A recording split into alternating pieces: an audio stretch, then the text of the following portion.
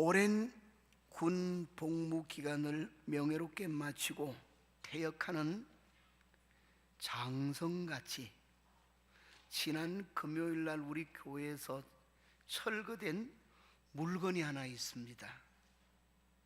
우리 교회 본당 저 2층 유아실에 설치되어 있던 에어컨입니다. 1994년도 7월에 너무너무 더웠던 여름에 구입을 해서 우리 집에 2, 3년 쏘다가 여기 교회당이 지어지면서 저 2층에 설치가 된 것인데 무려 교회당에서만 22년을 달려 있었어요. 지난해 성령이 뚝 떨어져서 이제는 수명을 다했구나 싶어서 새 것을 주문하고 이번 주간 내지 다음 주 초에 다시 다른 새 것이 설치가 되기 때문에 됐는데 어쨌든 22년 동안 그 여름 더위를 시원하게 하는 역할을 하는 데는 아무 사고 없이 묵묵하게 있는 듯 없는 듯 참 수고를 많이 했어요. 그래서 드디어 22년 근무를 하고 성능 저하로 퇴역을 하게 된 것입니다. 비록 물건이지만은 묵묵히 그 역할을 잘 감당했던 모습을 보면서 제 마음에는 참 고맙다 그런 생각이 됐어요. 그래서 조심스럽게 뜯어가지고는 고물장사들이 가져가도록 마당에다가 딱 내려놨어요. 성도 여러분, 우리 신앙생활이라는 것이 대단히 복잡한 것입니까? 바로 이런 것이 아닐까요? 바꿔 말하면은 외형이 아무리 그럴싸해도 그 기능을 발휘하는 내용이 부실하면은 얼마 쓰지를 못해요. 쓸모도 없고. 그러나 외형은 수수하고 볼품이 좀 없을지라도 그 속에 가지고 온 내용이 훌륭한 기능과 또 역할을 잘 감당할 수 있다는 정말 귀한 것이 되는 것입니다. 가치 있는 것이 되는 것이지요. 성경은 우리의 신앙생활이 항상 밖에 그치레보다도 우리의 이 내면이 충실해야 될 것을 구약 성경이나 신약 성경이나 누누이 강조를 해요. 특별히 우리 신학에 오면은 예수님은 흔히 일반 대중들을 향해서 말씀을 가르칠 때는 거의 쓰지 않던 특별한 용어인 굉장히 노여워하는 음성을 가지시고 그 당시에 밖으로는 입은 옷이나 걸어가는 걸음새나 모든 것이 아주 그럴싸하고 거룩한 듯한 형식을 갖고 있었던 바리새인과 서기관들, 종교 지도자죠. 그 당시에 이들을 향해서 주님이 진노하는 말씀으로 말씀했어요. 이 외식하는 서기관과 바리새인들이요, 너희의 행하는 것은 평토장한 무덤 같고 회칠한 무덤 같다. 그러면서 그들의 잘못을 지적하기를 하루살이는 걸러내고 약대는 통째로 삼키는 자와 같다. 그러면서 그들에게 위선주의, 형식주의 밖으로만 본들여 하는 것을 엄히 꾸짖으며 제자들에게 경각심을 불러일으켜 주셨어요. 그러면 이 모든 것은 우리 예수님께서 신앙은 그 내용, 그 내면이 가득한 좋은 것으로 가득한 그런 것이 되기를 원하십니다. 오늘 우리가 읽은 이 본문의 말씀 안에는 어떤 자세가 하나님이 보실 때 우리의 신앙생활은 그 내면이 하나님이 인정하고 칭찬할 만한 거룩한 요소들로 가득 채워져 가고 있는가, 또 그렇게 할 수 있는가를 가르쳐주는 자세가 세 가지로 아주 뚜렷하게 순서 있게 말씀을 주고 있어요. 사무리 가고 사울을 맞으면서부터 올 한 해 4분의 1이 지나가고 4분의 2 시점에 벌써 들어갑니다. 우리 하나님께서 특별히 귀중한 시간에 거룩한 내용이 가득한 신앙생활, 이런 제목으로 잠깐 말씀을 나눌 때 새 결심과 또 그 결심을 굳게 해주시는 귀한 은혜가 넘치게 되기를 주의 이름으로 축원합니다. 거룩한 내용이 가득한 신앙생활을 위해서는 그 첫 번째 자세가 하나님께서 우리에게 주시는 시간을 지혜롭게 사용하는 자세를 가져야 된다 하시며 가르쳐줘요. 우리 본문 15, 16 두 절 첫 절 바라보면은 이렇게 말하지요. 그런즉 너희가 어떻게 행할지를 자세히 주의하여 지혜 없는 자 같이 하지 말고 오직 지혜 있는 자 같이 하여 세월을 아끼라. 때가 악하니라. 세월, 시간을 말하는 것이죠. 여러분, 시간은 우리 스스로가 만들어낸 것도 아니고 우리 스스로 가졌다가 버릴 수 있는 것도 아니고 그렇지요. 이 시간은 오직 시간을 만들고 우리에게 각 개인들에게 시간을 적용시켜 주시는 하나님의 손에 있어요. 그래서 모든 만물을 지으신 하나님께서 인류 역사가 시작되는 시간도 창조하신 분이다, 이렇게 말할 수 있고, 사람을 비롯해서 모든 만물에 주어진 시간도 그들이 받은 것이니까 마음대로 사용하고 마음대로 내버리고 그럴 수 있는 것이 아니고, 또 연장할 수도 있는 것이 아니고 하나님 손에 있어요.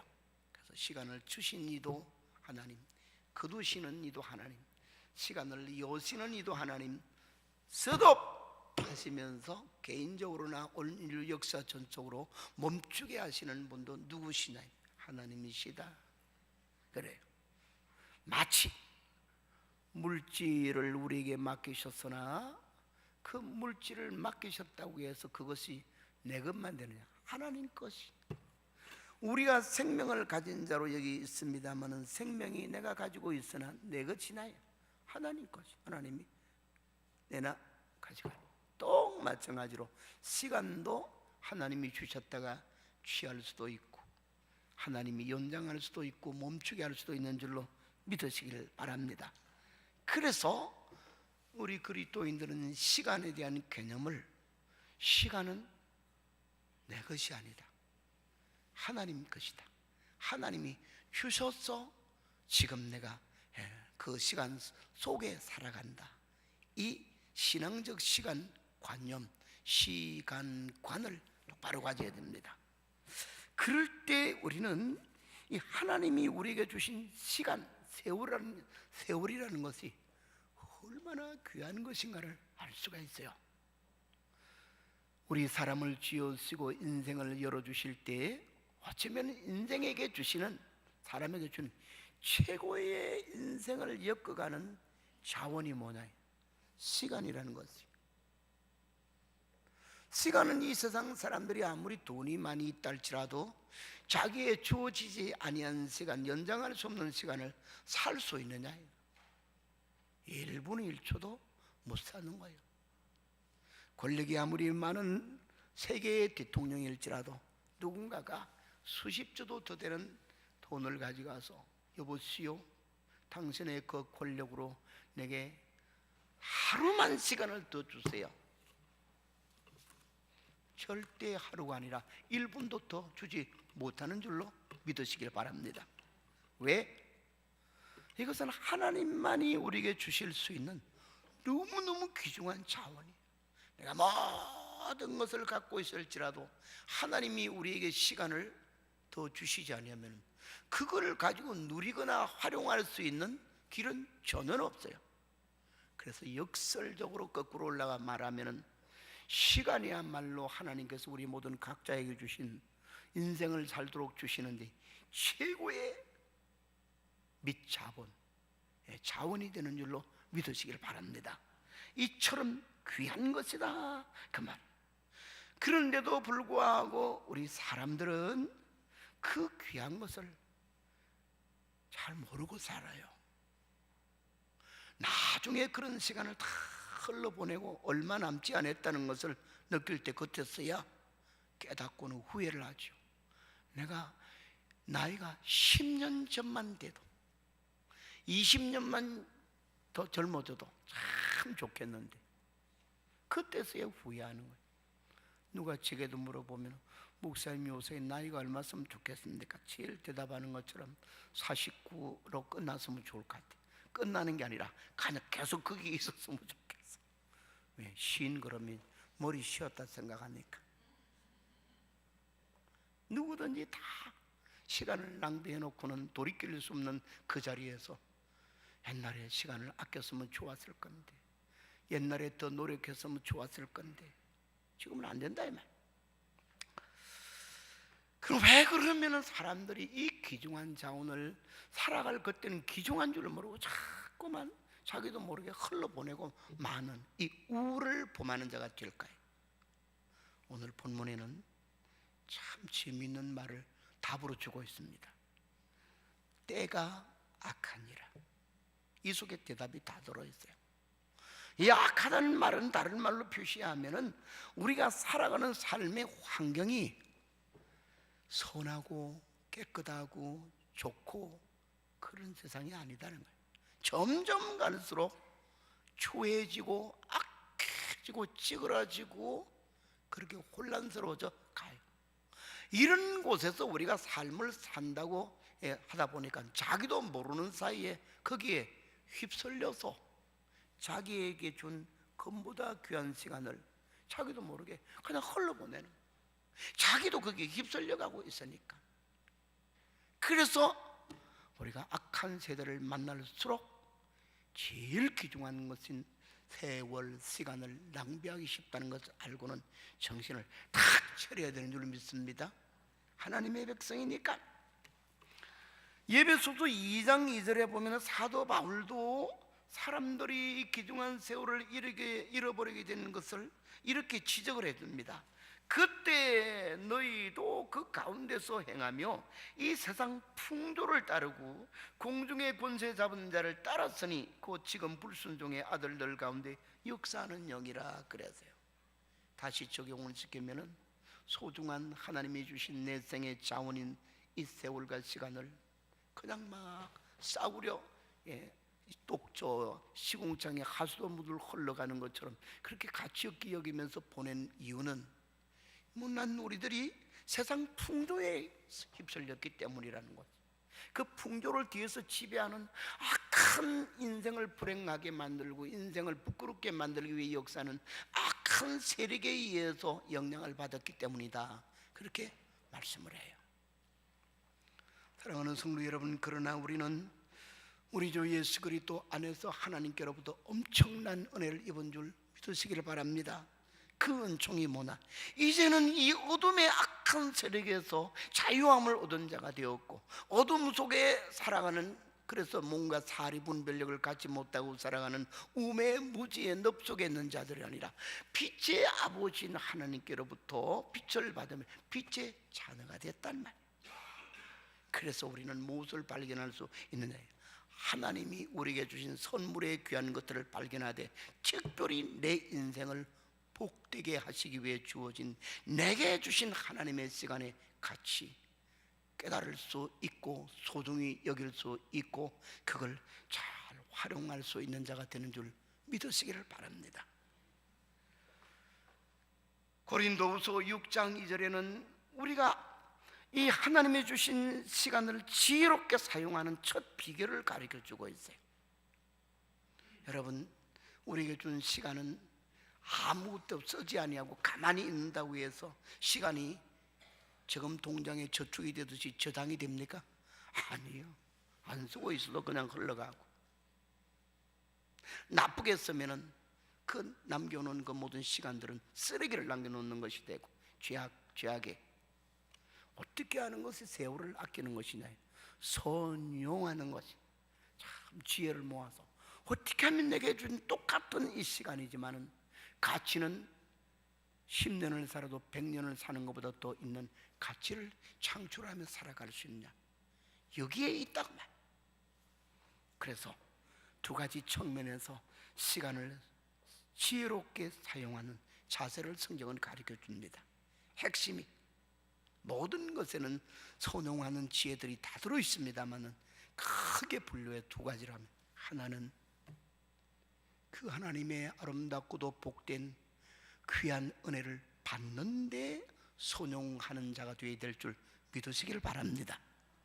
아까 소개했던 고린도후서 6장 2절은 이렇게 말합니다. 보라, 지금은 은혜 받을 만한 때요, 보라, 지금은 구원의 날이로다. 가장 내 인생을 지혜롭게 만들어가는 시간을 순종하는 것은 하나님의 주시는 은혜의 기회를, 사랑의 기회를, 복의 기회를 놓치지 않는 것인 줄 믿으시기를 바랍니다. 성경에 우리 하나님도 아무 때나 아무에게나 하나님의 은혜를 싸구려로 흩어주는 분이 아니에요. 은혜 받게 하실 때가 있어. 그때를 놓치지 않는 신앙의 지혜를 가진 사람은 그때를 돈을 주고 사는 이상으로 딱 가지는 자가 되니 얼마나 복된 사람이 된 줄 몰라요. 하나님은 우리 주 예수 그리스도 안에서 그 우리의 부끄럽고도 누추하고 그 어떤 방법으로도 씻을 수 없는 더럽고 추악한 우리의 죄, 형벌만이 요구되는 우리의 죄를 맑게 씻기시고 죄의 사슬에서 풀어주신 은혜를 필두로 해서 성령으로 우리에게 새로운 삶의 꿈과 희망을 심어주시고 용기와 지혜를 주시고 또 어떤 일들을 해나갈 수 있는 강력한 담대함도 주시고 그런 은혜를 약속하시고 부르짖고 기도할 때는 하나님의 그 뜻을 따라 구하는 기도에는 아름다운 응답도 약속해 주시고 그러죠. 전부 다 뭐냐, 하나님이 그리스도 예수 안에 자녀된 우리로 하여금 받게 하시는 은혜, 은혜 받을 만한 때에 은혜 받아 죄도 용서받고 병든 우리의 영혼도 병든 우리의 육신도 건강함을 얻고 우리의 삶도 찐눌린 삶에서 꽃을 피우며 적극적으로 나아갈 수 있는 삶이 되기를 바랍니다. 또 한 가지 우리에게 주신 시간을 선용하는 비결이 뭐냐면 받은 바 된 은혜를 가지고는 열매를 맺는 삶을 살아야 되는 거지. 꽃을 피우는 삶을 살아야 되는 것이죠. 이것은 하나님 앞에 영원히 인정받을 수 있고 우리 인생의 바구니에 담아서 올라가지고 갈 수 있는 귀한 것이 됩니다. 봄이 되어서 꽃피기 시작하면은 제 설교거리가 엄청 많아져요. 온 전세내가 다 설교니까. 이제는 어제 비가 좀 오고 그래서 좀 꽃잎이 떨어졌습니다만은 우리 교회 앞마당 왼쪽에 있는 매실나무가 우리 교회 심겨진 이래로 그렇게 꽃이 많이 피어서 정말 한 나무 한 그루이지만은 마치 매화꽃 축제하는 마당에 간 같아요. 그래서 올해 생각에는 아마 매실이 한가마는 열리지 않겠나. 좀 부풀려졌지만은 엄청 열릴 것 같아. 왜 그러냐? 그게 나름대로는 흙에서 제대로 기운을 빨아들이고 그름기를 올려서 나무가 이제 제대로 자랐다는 경우. 그러니까 저는 그걸 보면서 자 얼마나 아주 이쁘게 보이고 착하게 보이는지 제가 우리 신한은행에 있는 2층에 올라가면은 거기 한약 국이 있는데 맨날 그 앞에다가 이 한약 다리고 찌꺼기를 놔놓고는 누구든지 가져가도 좋습니다 이렇게 몇 봉지 내놔요. 거기만 가면은 갖고 와요. 그래가지고 우리 교회 와서 제일 어디에 먼저 줄까요?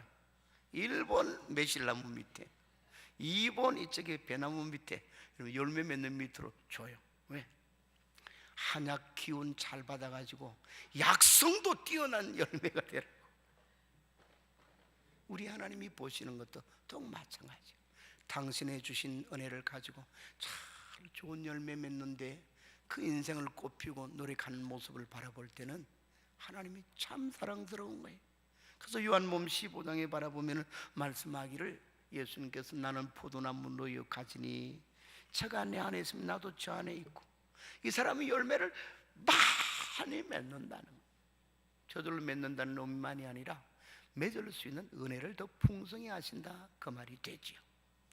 사랑하는 성도 여러분, 오늘을 살아가는 우리의 삶에는 지혜를 모아서 하나님이 내게 주신 시간이 정확하게 우리는 몇 년이 일는지 몇십 년인지 아무도 몰라.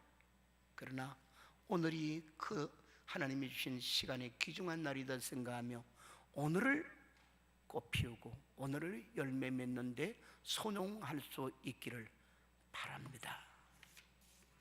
두 번째는 하나님 앞에서 거룩한 이 내용을 가득 채워가는 비결이 뭐냐? 나를 향하신 주님의 뜻이 무엇인가를 깊이 생각하고 잘 깨닫는 자가 되라. 그 자세를 가지라는 거지. 자, 오늘 본문에 연이어져서 그 다음 절이 되는 17절을 보면 바로 말합니다. 그러므로 어리석은 자가 되지 말고 오직 주의 뜻이 무엇인가 이해하라 그랬어요. 여기도 지혜를 모을 것을 말하지요. 주의 뜻, 이것은 곧 우리 개인적으로 적용할 때는 이게 그 공적인 의미가 아니고 개인적으로 적용할 때는 나를 향하신 하나님의 계획이에요. 나를 향하신 우리의 생명, 우리의 목자이신 예수님의 계획이다 그 말이에요. 여러분, 우리도 우리 자신을 위해 스스로의 계획을 가지죠. 자기 뜻, 품은 뜻이 있어요. 그것도 중요해요. 그러나 우리가 우리를 위해서 아무리 지혜롭고 멋진 계획과 뜻을 품을지라도 어찌 나를 향해 하나님이 가지시고 예수님이 가진 뜻과는 비교가 되겠냐 그 말이. 늘 비유를 해서 말합니다마는 우리와 하나님은 우리 손바닥 위에 저 흙 속에 기어다니는 쬐끄만 개미를 한 번 올려놓고 쳐다보면 이 개미와 나의 비유가 나와 하나님과 비유가 될까요? 그조차도 안 돼. 그런데도 개미는 손바닥에 올려놓고 보면은 자기가 우리와 비교해서 어떤 자인지 잘 몰라가지고 때로는 앞발 들었다가 뒷다리 들었다가 쥐노름 이렇게 머리에 이 더듬이를 이랬다가 보면은 참 재미있어요. 왜? 그게 꼭 나를 보는 것 같아서. 우리는 하나님의 손바닥 위에 있는 작은 개미 하나만도 못해. 그런 거 조그만 머리에 내 생각이 얼마나 영리하다고, 내가 얼마나 판단이 대단하다고, 우리 선생님이 얼마나 훌륭한 분이라고, 자기 꾀나 주위에 있는 사람들의 잔꾀적 사고방식 이런 것을 대단한 것이냐 생각하고 있으면 하나님의 백성의 아쉬움이라. 사랑하는 성도 여러분, 우리를 그리스도의 피값으로 구원하여 사주셨고 너는 내 딸 내 아들이라 하고 자녀 삼아주신 하나님은 우리를 자녀 삼고 우리를 향해서 깊이 높이 길이 넓이를 잴 수 없는 위대하신 계획과 뜻을 가지고 계시는 줄로 믿으시기를 바랍니다. 그냥 자녀 삼으신 것으로 끝 아니다. 그냥 예수님이 우리를 죄에서 용서해 준 것이 끝이 아니에요. 그 값진 희생을 지불하며 만세전에 하나님의 존재하신 계획 속에 나를 택해 주신 그 계획 안에는 기가 막힌 상상을 초월하는 위대한 뜻이 있다. 속성적으로는 한없이 아름답고 복된 계획이, 그리고 그 속성은 이랬다 저랬다 변함이 없는 영원 불변하는 것이고, 그 뜻은 어떤 세력에 의해서도 부서지거나 실패로 돌아가거나 제지를 당하지 않는 힘있는 계획이 되는 줄 믿으시길 바랍니다. 그래서 우리는 우리의 삶을 내용에 알차게 갖고 가는 비결은 하나님은 나를 향해 참 좋은 계획을 가지고 계신다, 이 사실을 굳세게 믿으시길 바랍니다. 세상에 많은 사람들이 자기와 남을 비교해서 남보다 자기가 좀 돈이 없다, 가정의 배경이 좀 초라하다, 자기를 돕는 사람이 적다, 자기가 남보다 재능이 뛰어지 못하다 이러면은 스스로가 먼저 자기를 판단해서 나는 정말 별 볼 일 없는 사람이다, 꿈을 잃어버려요, 자신감을 잃어버려요, 용기를 잃어버려요. 누구 우리에게 용기를 뺏어가는 거나 꿈을 뺏어가는 게 아니야. 자기가 스스로를 뒤지 속에다 가둬버리는 거예요. 자기를 터널 속에다 가둬버리고 무덤 속에 스스로 파고 들어가서 덮는 행위와 같아요. 그러나 우리는 눈을 떠서 하나님이 내 아버지요 내가 그 자녀가 됐다는 사실, 예수님이 내 위대하신 생명이 되시고 나는 그의 사랑하는 존재가 됐다는 사실에 바로 눈을 뜨면 우리에게는 나를 향한 그 깊은 사랑의 뜻이 있는 것을 발견하기 때문에 어떤 처지와 환경과 악조건 속에서도 희망이 솟게 되는 줄 믿으시기를 바랍니다. 세계에 영향을 준 많은 신앙의 인물들 가운데서도 신앙이 특출한 사람들은 여기에서 눈을 뜬 사람이 되었을 때 그가 처해 있던 주어진 환경은 굉장히 척박하고 어려웠는데도요 걸출한 인물이 돼요. 수없이 있습니다만 그 중에 대표적인 사람이 미국의 16대 대통령 에이브라함 링컨이라는 사람이죠. 참 대통령감은커녕 정말로 가난하고 부모 일찍 여서 과부같이 다 자란 사람이요. 함부로 말하기는 힘들지만은 보는 시각에 따라 다른 생긴 것도 저처럼 잘생긴 게 아니라 되게 못생겼어요. 윤곽이 이렇게 내려와서 여기가 탁 빨리면서 이상이 돼요. 좀 다른 말로 하면 말상이었어요. 그러나 그 선거운동을 할 때 젊은이 한 사람이 지원을 합니다. 링컨 씨요, 당신의 턱에 구렛나루 수염을 좀 적당히 길러십시오. 그래서 그 말 따라서 수염을 적당히 길렀더니 이렇게 들어가는 부분이 수염에 싹 가려지면서 멋진 얼굴로 바꿔졌대요. 예, 수염을 말하려고 그런 게 아니라 그 정도로 갖고 있는 골격은 대통령감이들은 준수한 모습은 아니에요. 그러나 세계에서 부러워할 정도의 가장 멋진 인격자요, 신앙인인 우리가 볼 때는 너무너무 존경스러운 대통령이요 세계적인 인물이 된 줄 믿습니다. 그 비결이 뭐냐요? 바로 이거, 자기 어머니가 물려준 낡은 성경책에서 눈을 떠서 그는 대통령 순서할 때도 그 어머니가 물려준 성경 위에 손을 올리고 대통령 선서를 했고요, 많은 사람이 문 앞에서 당신이 어떻게 그런 훌륭한 사람이 되었습니까? 환경은 악조건에서 성경을 가리며 여기에서 하나님의 뜻을 발견했다는 거예요. 하나님이 나를 향해 시궁창에 있고 땅바닥에 있는 것 같은 내게 꿈을 줬다는 거예요. 하나님이 나를 향한 계획이 있다는 것에 눈을 떴다는 거예요. 다른 사람도 다 마찬가지예요. 신앙이 걸출한 인물들은. 사랑하는 성도 여러분, 저와 여러분을 향한 하나님의 귀한 뜻이 계신 것을 확실히 아시길 바랍니다. 그렇다면 그 뜻이 무엇인가를 열심히 살피라 이 말이에요. 그리고는 그 뜻이 깨달아질 때는 내 뜻을 버리고 그 뜻을 따를 때는 반드시 형통할 줄로 믿으시길 바랍니다. 그러나 알량한 자기의 사상과 자기 생각을 대단한 것이냐 생각하고 하나님의 뜻에 대해서 무관심하게 될 때는 보나 그 사람의 삶의 미래는 자기 갖고 있는 그 수준의 쪼란 인생으로 끝나버리고 마는 것이 그 이상으로 될 수가 절대 없기 때문에, 이제 우리 성경을 바라보면 하나님의 뜻에 대한 여러 가지 교훈들이 있는데 그 중에 세 가지를 우리가 한번 다듬는 게 좋아요. 그렇다면 나를 향한 하나님의 이 근본 틀이 되는 뜻이 뭐냐? 우리 이런 말이 있어요. 데살로니가전서 4장 3절에 보면은 하나님의 뜻은 이것이니 너희의 거룩함이니라. 그러며 우리를 향하신 하나님의 뜻은 이 불의하고 이 추악하고 이 지저분한 세상에서 예수님 피로 구속하시고 말씀과 성령으로 거듭나게 하여서 옛사람이 아니라 새사람 되게 하여서 악한 모습이 아니라 거룩한 하나님의 형상, 예수님의 형상을 닮아가게 하시는 것이 하나님의 근본 뜻의 틀인 줄로 믿으시기를 바랍니다. 그것을 먼저 다 깨닫고 나는 하나님의 기뻐하는 의의 사람, 거룩한 사람 되기를 위해서 반드시 노력한다. 이럴 때는 우리 신앙의 내면에는 거룩해지는 것들의 요소가 자꾸 쌓여가는 것이에요. 또 이제 우리 하나님 보여주시는 말씀 안에는 이런 말이 들어있어요. 데살로니가전서 5장 16절로 18절을 우리가 참 잘 알고 있는 말씀이지요. 항상 기뻐하라, 쉬지 말고 기도하라, 범사에 감사하라. 그러나 그 뒤에 끝만 우리가 뭐라고 그래요? 시작.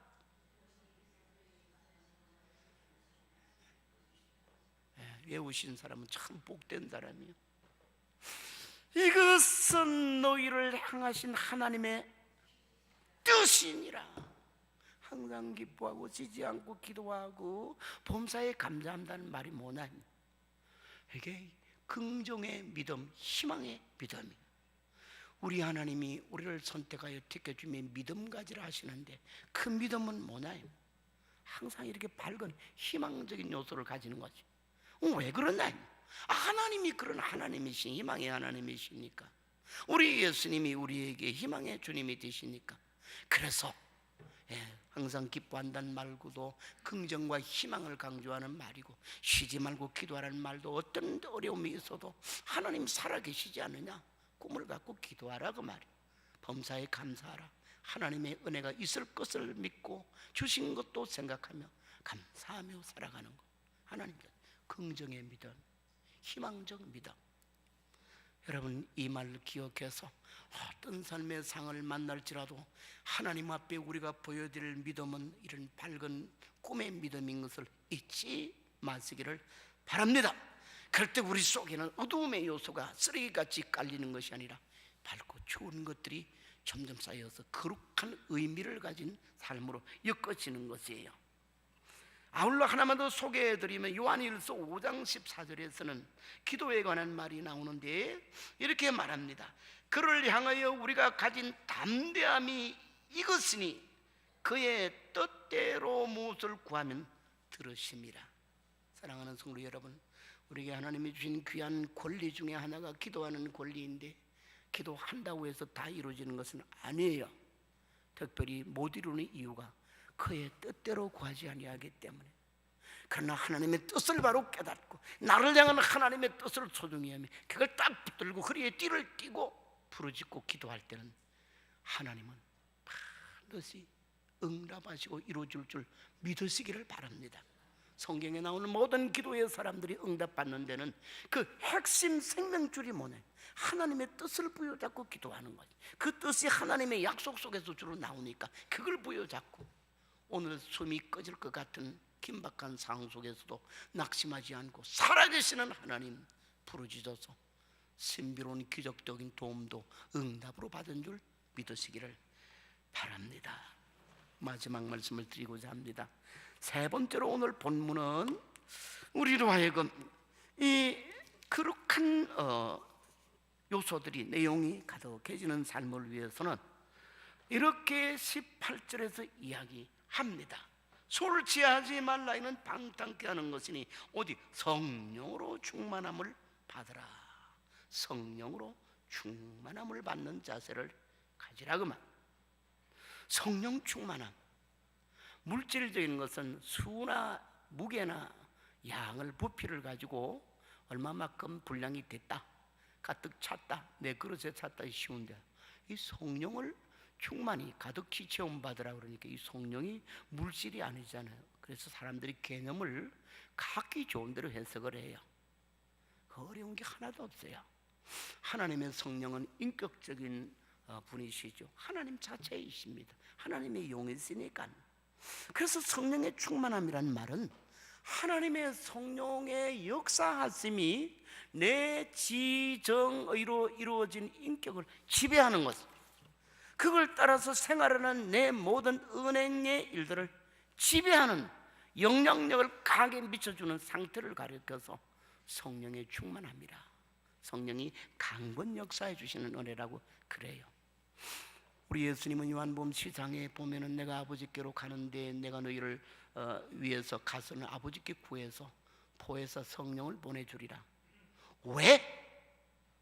안 보내주면 안 되고 믿는 그 백성들 속에 성령이 오시지 아니하면 안 되는 이유가 뭐냐? 성령이 우리를 돕지 아니하면은 하나님과 더불어 같이 살아가는 거룩한 동행의 삶, 거룩한 교제가 안 되는 거예요. 그래서 우리가 예배를 드릴 때도 오늘도 선언하기를 우리가 신령과 진정으로 하나님께 예배합시다 그랬어요. 이 신령과 진정은 쉬운 말로 말하면 성령의 이끌어 주시는 도움으로 그렇게 예배를 드리자.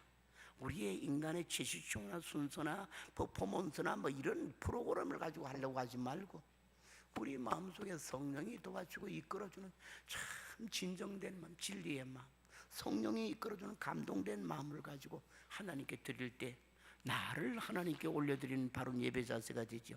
이걸 필두로 해서 우리 예수님께서는 요한복음 14장에서 그가 너희에게로 오면 그는 진리의 영인데 너희를 모든 진리 가운데로 인도해 줄 것이다. 이 진리, 신앙의 진리를 가르치죠. 바른 믿는 길을 이끌어 주신다. 그리고 그가 와서 내 영광을 너에게 드러내 줄 것이다. 예수님이 어떤 분이신지, 그가 우리를 사랑하는 사랑이 어떤 것인지를 잘 드러내 주신다는 거예요. 그러면서도 결정적인 것은 성령이 우리 속에 오시는 그날에는 예수님이 아버지 안에, 아버지가 예수님 안에, 예수님이 우리 안에, 우리가 예수님 안에 있는 것을 확신 알게 되어서 우리의 입에서 하나님을 향해 아버지라고 그럴까 어머니라고 그럴까, 요새 이단들이 나와서 하나님 어머니를 믿으신 적 들어본 적이 있습니까? 이러면서 또 댕기는 별 종류의 이상한 사람들이 많아요. 왜 그런 말을 일부러 하고 싶어서 그렇게 그런데 물들었는지 모르는데, 그냥 우리 하나님 아버지를 바로 아버지로 알아. 아버지라고 로마서 8장이 말해주는 것처럼 부르짖게 만들고, 예수님을 향해서는 내 생명 내 사랑 주님이시여 하고 의지하고 부르게 한다는 것. 누가? 성령이 오실 때. 그래서 성령이 우리 속에 참으로 오실 때 예수님 내 구주 내 생명 오직 한 분인 나의 구원자 확신이 오는 거야. 하나님 지나가는 길가의 어르신이 아니고 내 아버지의 나를 낳아주신 영적으로 친아버지인 것이 믿어져서 밤새도록 아버지를 불러도 말이 어두나거나 식상하지 않아요. 친밀감을 더 갖게끔. 누가 그렇게 하느냐? 아바 아버지라 부르게 하시는 주의 영이 우리에게 오심으로. 그래서 성령의 도우심은 이 악한 세상을 살아가는데, 잘못하면 세상 술에, 세상 풍조의 술에 취해서 살아가기 쉬운 우리들에게 하나님의 성령은 언제나 영적으로 맑고도 밝고 진지하고도 뜨거운 중심으로 하나님 사랑하고 의지하며 살아가게 하는 줄로 믿으시길 바랍니다. 오늘 본문의 재미있는 말씀이 술 취하지 말라 그랬지요. 이는 방탕하는 것이기 때문에, 이 술 취하면 맥주를 마시고 소주를 마시는 것을 가리키는 게 아니에요. 그 앞뒷면의 배경을 바라보면 세상의 풍조를 가리키는 거지. 이 세상의 풍조들은 다 타락되고 거짓되고 더러운 것이요.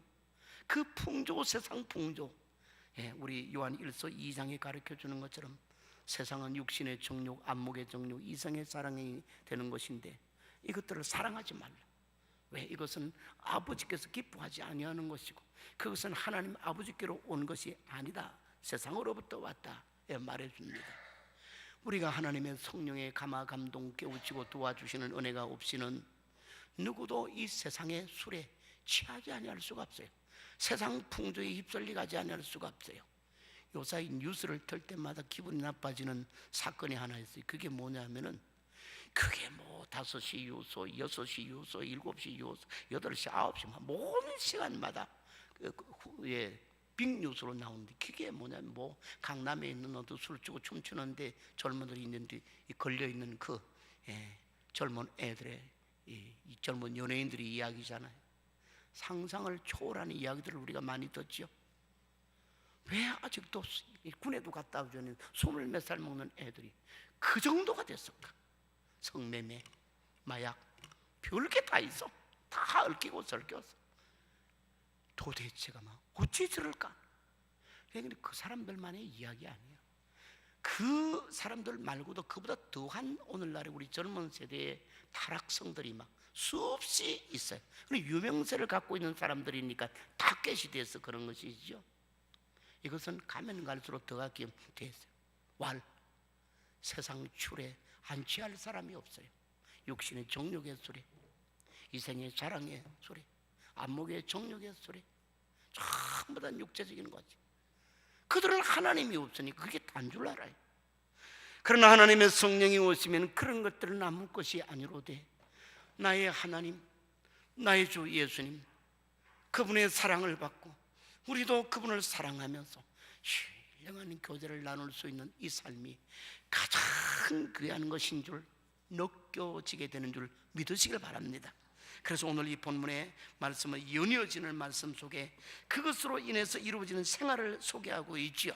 19절, 시와 찬송과 신령한 노래들로 서로 화답하며 너희의 마음으로 주께 노래하며 찬송하며 범사의 우리 주 예수 그리스도 이름으로 항상 아버지께 감사합니다. 다 무슨 요소입니까? 하나님과 가까워진 긴밀한 영적인 신령한 교제의 삶을 두고 말해요. 찬송이 꽃피어나는 삶이요, 감사의 기도가 꽃피어나는 삶이요. 그러면서 그걸 힘입고 21절에 가면은 교회 공동체 그리스도인들의 아름다운 사랑의 헌신과 섬김의 자세가 나오지요. 그리스도를 경외함으로 피차 복종하라. 좀 부드러운 말로 하면 서로 섬기는 자가 되라. 사랑함으로 아름다운 열매를 맺게 하는 것이 됐어요. 이거와 같은 내용으로 갈라디아 5장 22절에 가면 이렇게 성령님이 오셔서 우리에게 역사하시면 내 인격에 맺는 열매요, 내 삶에 맺는 열매를 쭉 소개하기를, 오직 성령의 열매는 사랑, 희락, 화평, 오래 참음, 자비, 양선, 충성, 온유, 절제니 이 같은 것은 막을 길이 없다, 금할 자가 없다, 이렇게 말씀을 해줍니다. 그러며 하나님의 성령의 충만하기 위해 늘 우리가 기도하고 또 우리가 겸손히 주님 앞에 무릎을 꿇고, 주님, 내 알량한 이 생각이 나를 지배하지 말고 내 정욕이 나를 지배하지 않고 주의 성령이 오셔서 주님의 백성의 거룩함을 이루어갈 수 있는 인격과 삶이 되도록 나를 다스려 주옵소서, 나를 도구로 삼아서 주장해 주옵소서. 그럴 때는 우리의 걸어가는 삶은 하나님의 거룩한 도구가 되는 줄로 믿으시기를 바랍니다. 이제 모든 말씀을 맺습니다. 아까 설교 중에도 말씀드린 것처럼 오늘은 2019년도의 새해의 4분의 1을 마감하는 3월 31일, 내일부터는 4분의 2에 들어가는 시작점이 되죠. 우리는 이 시점에 새해를 결심했던 우리의 신앙의 각오의 허리띠를 한 구멍 더 졸라매야 됩니다. 흐트러지지 않았는지, 긴장에 뿔이 끌리지 않았는지. 그 가운데서도 가장 중요한 것이 우리의 신앙생활은 껍질만 있는 흩사는 삶이 되어서는 안 됩니다. 그 내용이 어떤 것이, 하나님이 인정할 수 있는 내용은 거룩함입니다. 거룩한 내용이 가득 채워가는 우리 삶이 되어야 됩니다. 이를 위해서 앞서서 나눴던 세 가지 조건 자세를 잘 기억하십시오.